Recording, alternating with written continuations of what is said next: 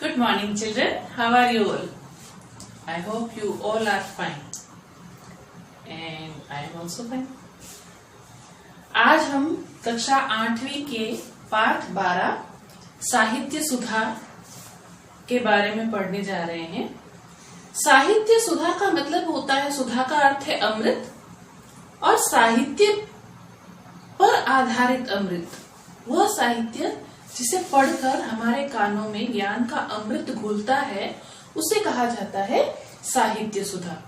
तो हमारे 12वें अध्याय के अंदर जो श्लोक हैं, वे सारे के सारे श्लोक विभिन्न संस्कृत के साहित्य ग्रंथों से संकलित हैं। जिस जिस ग्रंथ में जो जो महत्वपूर्ण श्लोक था, वह श्लोक उस ग्रंथ से उठाकर यहाँ पर संकलित किया गया है। तो यहाँ पर पहले श्लोक में परिश्रम का महत्व बताया गया है कि निरंतर परिश्रम करता हुआ व्यक्ति अपने निश्चित लक्ष्य तक अवश्य पहुंच जाता है। दूसरे श्लोक के अंतर्गत विद्या अध्ययन का महत्व बताया है कि जनरल तो सारे खजाने ऐसे होते हैं जिसको हम खर्च करते हैं तो वो खत्म हो जाते हैं, परंतु विद्या का खजाना ऐसा है जो हम बांटते हैं या खर्च करते हैं तो वो निरंतर वृद्धि करता रहता है, बढ़ता रहता है।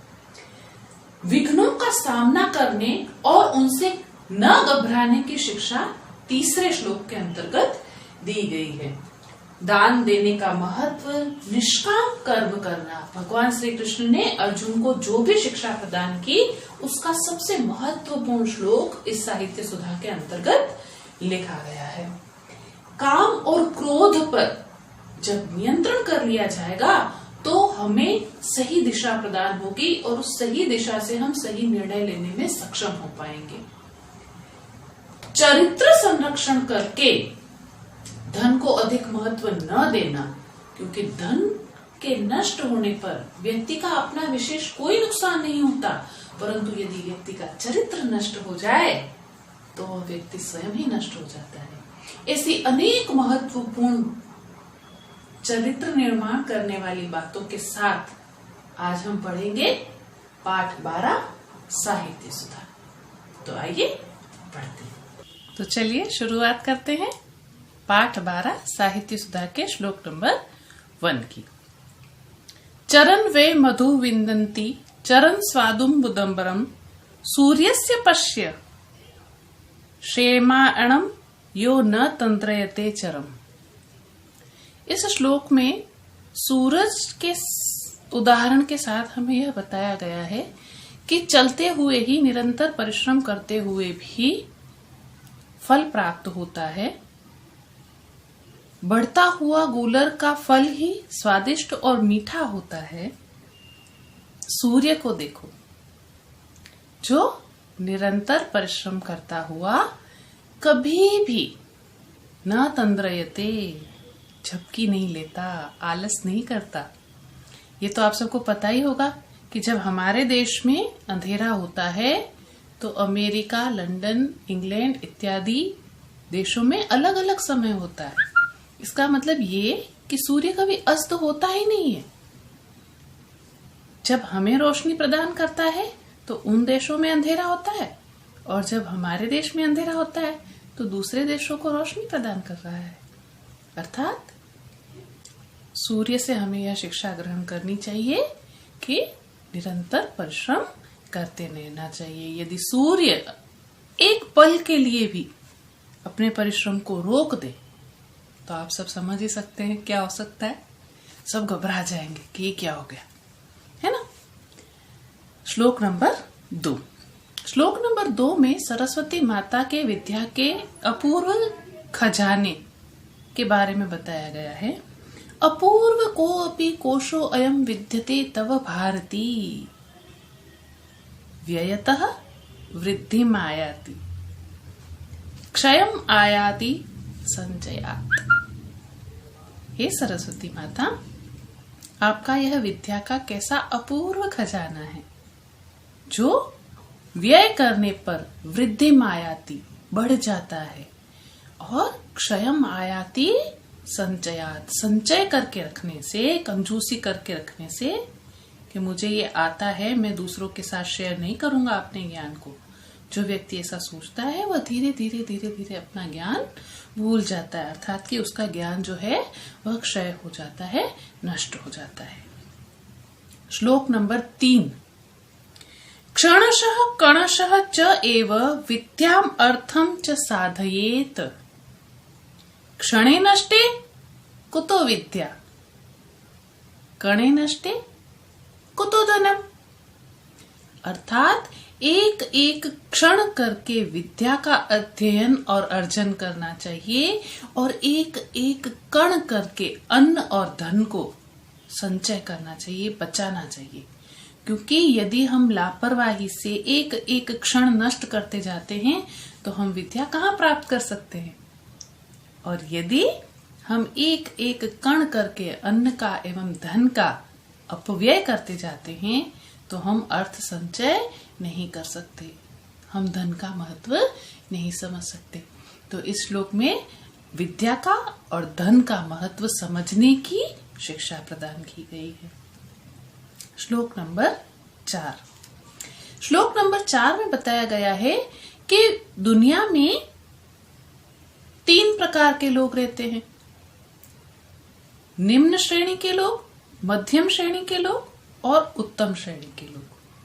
हम अपने कार्यों से यह निश्चित करते हैं कि हम किस श्रेणी के अंतर्गत आते हैं। प्रारभ्यते न खलु विघ्न भयेन निश्चयः।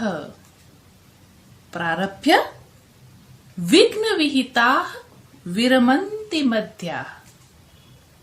विघ्नैः पुनः पुनः अपि प्रतिहन्यमानाः। प्रारब्धम् उत्तम जनाः न परित्यजन्ति। अर्थात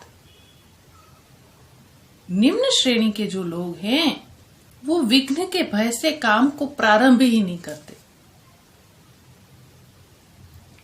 2 दिन काम करूंगा, 2 दिन व्यायाम करूंगा, उसके बाद तो विवाह में जाना है, तो क्यों न विवाह के बाद ही व्यायाम किया जाए।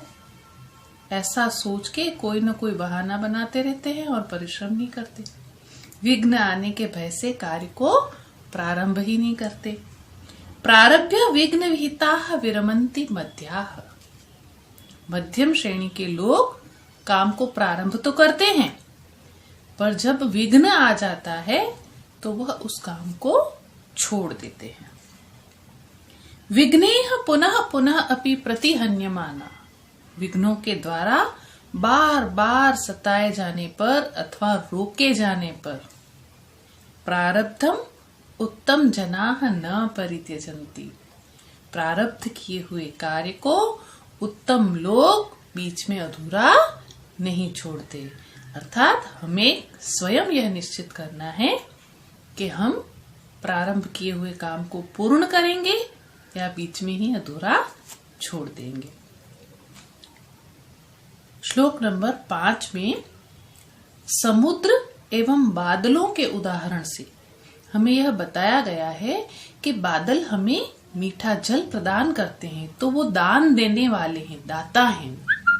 और समुद्र जो है वह मीठे जल को संग्रह करके रखता है अपने पास, तो वह संग्रह करने वाला है।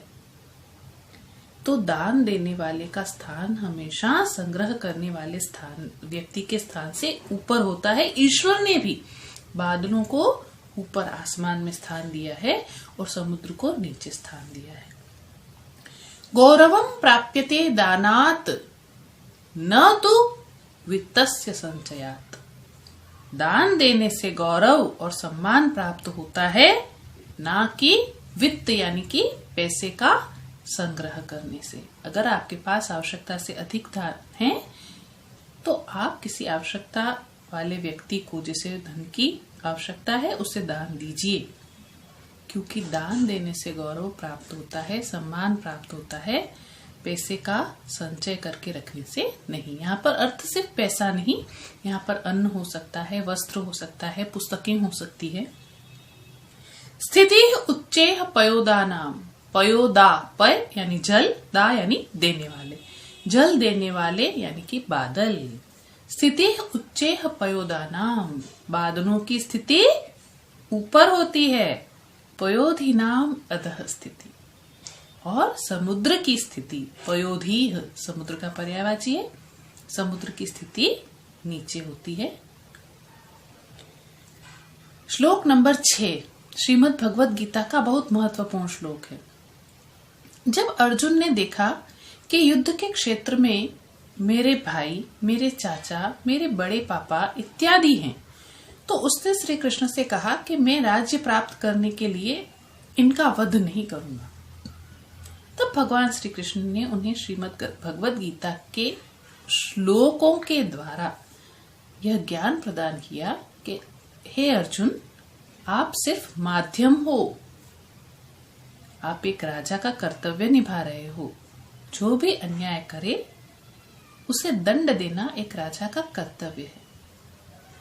तो ऐसे अनेक श्लोकों में से यह एक श्लोक लिया गया है जिसमें भगवान श्री कृष्ण अर्जुन से कहते हैं, कर्मण्ये वा अधिकारस्ते मा फलेषु कदाचन।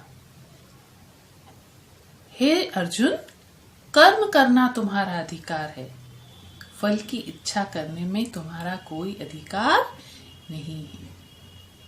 मां कर्म फल हेतु भू मां ते संगो अस्तु कर्मणि।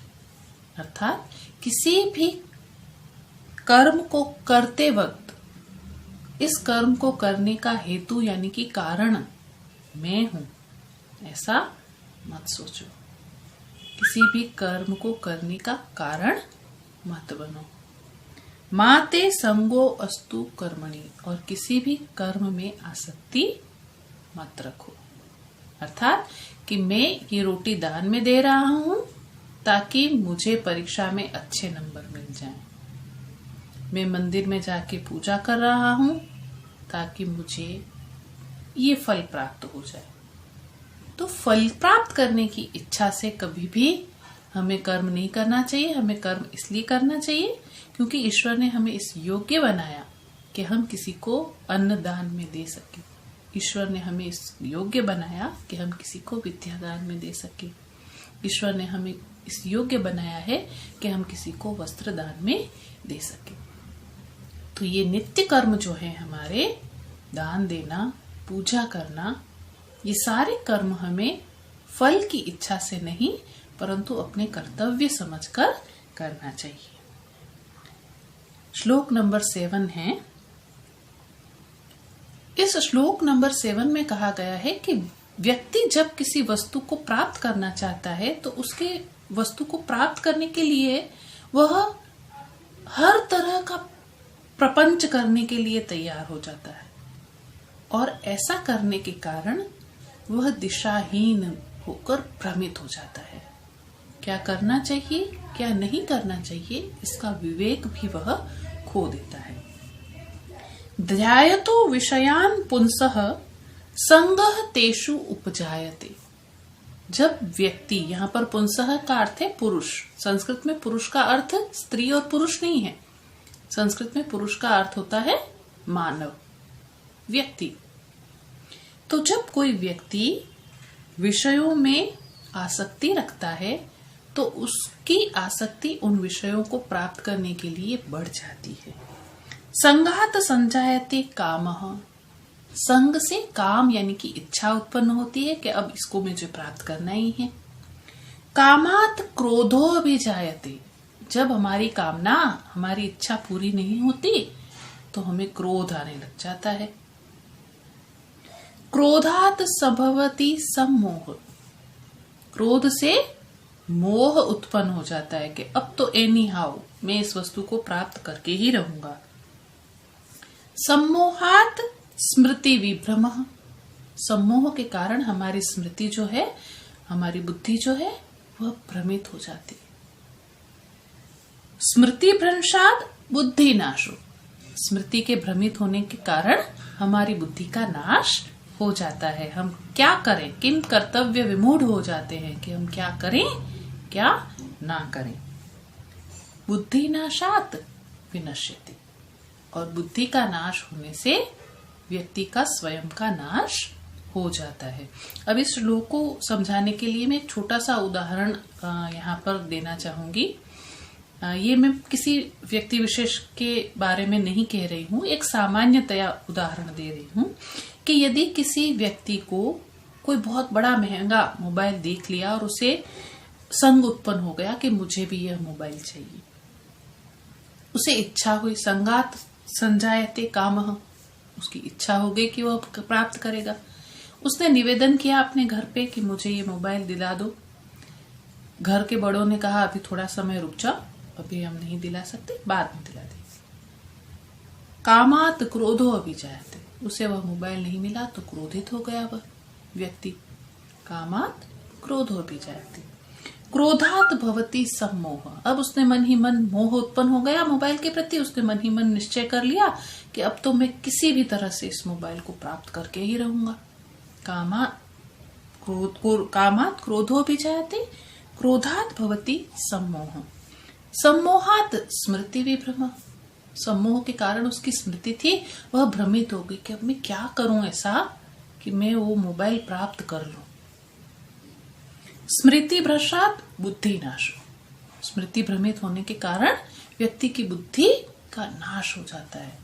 वो सोचता है कि मेरा बर्थडे आने वाला है, चलो चाचा को कहता हूँ कि मेरे बर्थडे पे ये मोबाइल मुझे दे देना, मासी को कहता हूँ वो तो पक्का दे देगी।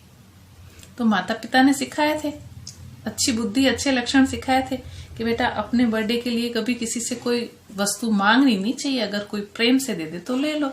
लेकिन वह ज्ञान तो कहीं छूट गया। क्यों छूट गया? क्योंकि इतनी सारी बातें हो गई।